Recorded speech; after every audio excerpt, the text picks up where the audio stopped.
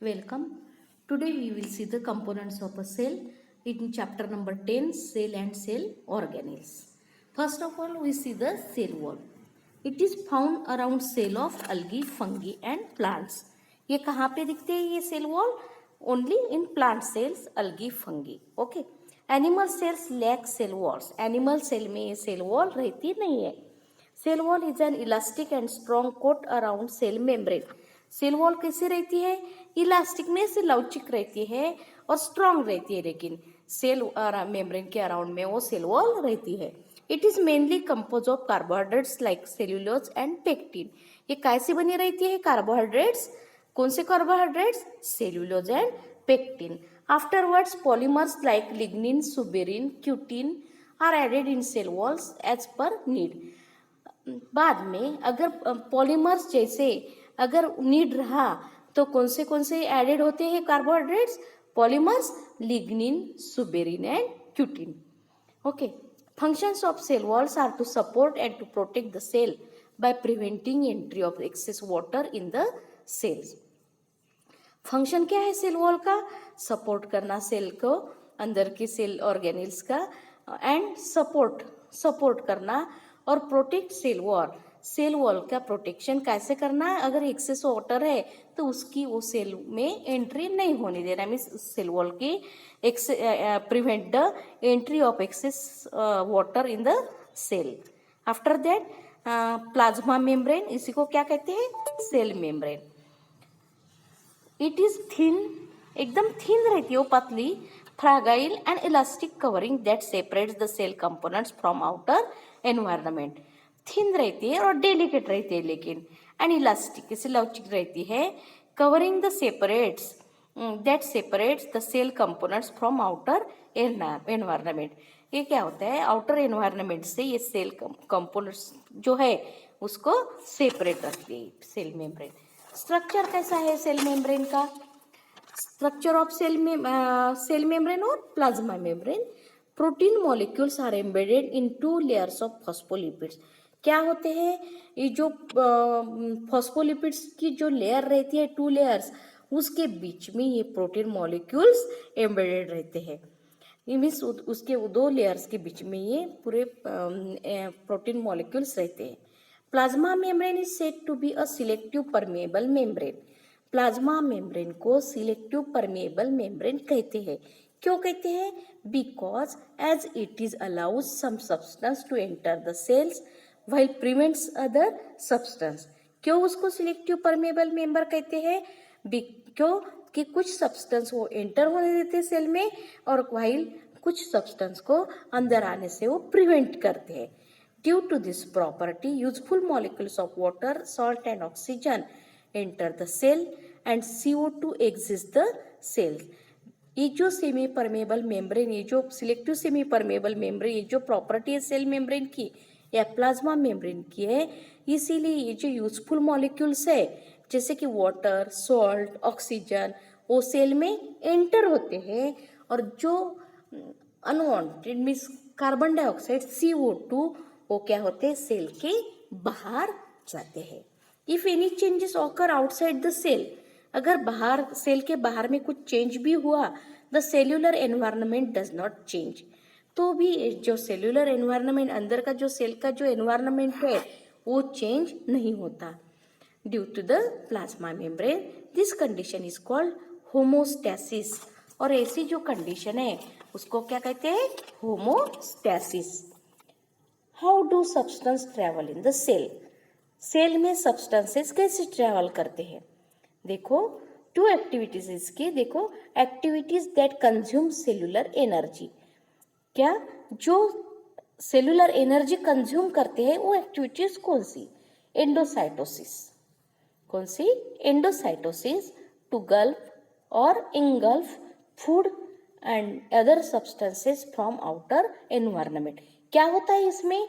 जो outer other food नहीं तो फिर दूसरे सब्सटेंसेस जो है बाहर के एनवायरनमेंट से वो इनगल्फ मीन्स उसको ट्रैप करते हैं. After that exocytosis to excrete waste material out of cell.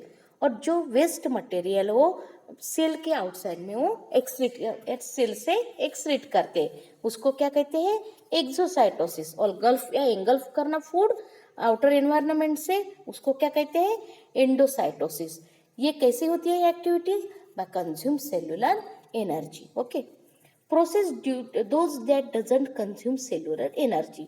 ऐसे कौन सी प्रोसेस है जो सेलुलर एनर्जी कंज्यूम न करते हुए होती है, डिफ्यूजन, एंट्री और exit of small molecules like O2, CO2। देखो डिफ्यूजन में क्या होता है, एंट्री और एग्जिट, अंदर आते हैं या बाहर फेंके जाते हैं जो स्मॉल मॉलिक्यूल्स, जैसे कि कार्बन डाइऑक्साइड क्या लेते हैं, वो अंदर लेते हैं, और एग्जिट क्या करते हैं, ऑक्सीजन एंट्री करते हैं ऑक्सीजन की, एंड एग्जिट क्या होता है, carbon dioxide. Osmosis, second process कौन सी, osmosis, the travelling of water from a part with more water to a part with less water. क्या किसको कहते हैं osmosis, travelling of water from with more water to a part with less water through a selective semi permeable membrane. काय में से होती है ये, सेमी परमेबल मेम्ब्रेन से होती है, और इसको क्या कहते हैं, osmosis. It is a physical process with 3 possibilities. ये फिजिकल प्रोसेस है, उसमें 3 पॉसिबिलिटीज हो सकती है। ये पिक्चर में दिया है, osmosis in plant cells and osmosis in animal cells. ये पिक्चर में बताया है। देखो HO2 क्या हो रहा है, इसमें दिख रहा है, वैक्यूल में से अंदर जा रहा है, वैक्यूल में से वो ये पूरा दिख रहा है, और ऑस्मोसिस एनिमल सेल में से भी दिख रहा है। रिसर्च बोला है, देखो कि 4 to 5 raisins in water and observe after an hour. क्या करना है आपको, करना है ये, देखो घर पे करके देखना है। 4 to 5 राइजिन्स लेना, वो मनुक्का बोलते हैं ना उसको, वो लेना और वाटर में वो 1 आवर तक रखना। Afterwards keep the same raisins in sugar solution and observe after an hour. और वही जो आपने वाटर में रखी थी वही रेजिन्स लेके बाद में उसको शुगर सॉल्यूशन में डाल के देखना 1 आवर तक क्या होता है, देखो। Note down the observations and discuss in the classroom. Wooden doors fit very tightly in rainy season, isn't it, आपको भी एक्सपीरियंस है। वुडन डोर्स जो है, लकड़ी दरवाजे वगैरह बारिश में क्या होते हैं, वो एकदम फिट होते हैं, टाइटली, यानी लगते नहीं जल्दी से। व्हाई डज इट हैपन, ये क्यों होता है, देखो अभी देखेंगे। आइसोटोनिक सॉल्यूशन, आइसोटोनिक सॉल्यूशन क्या है, medium outside and inside the cell wall has same proportion of water. देखो आइसोटोनिक सॉल्यूशन क्या है, जो आउटसाइड और इनसाइड सेल में जो प्रोपोर्शन रहता है वाटर का, वो कैसे रहता है, सेम रहता है। वाटर डजंट गो इन और आउट, वाटर बाहर भी जाता नहीं और अंदर भी जाता नहीं।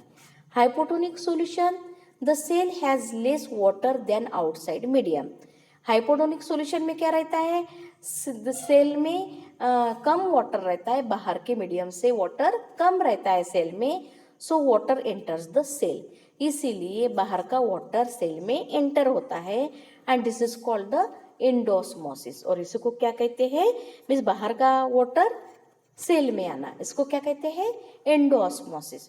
For example, if raisins are kept in water, after sometimes they swell and become turgid. क्या होगा, वो स्वेल होंगे, फूलेंगे वो, और एकदम टर्जिड होंगे, ऐसे घट्ट ऐसे, मीन्स वो दबेंगे नहीं, इतना फूलते हैं वो।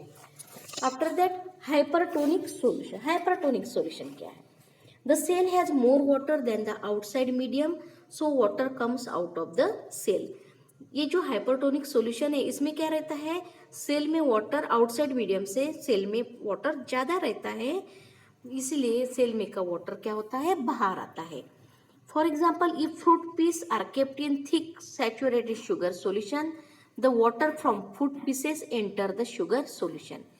क्या है एग्जाम्पल, अगर फ्रूट के पीसेस अगर अपन ने सैचुरेटेड सॉल्यूशन शुगर के जैसे पाक बोलते हैं ना, शक्कर का वगैरह, इसमें डाले, क्या होगा, द फ्रूट में का जो वाटर है, फ्रूट पीसेस में का जो वाटर है वो क्या होगा, शुगर सॉल्यूशन में ऐड हो जाएगा।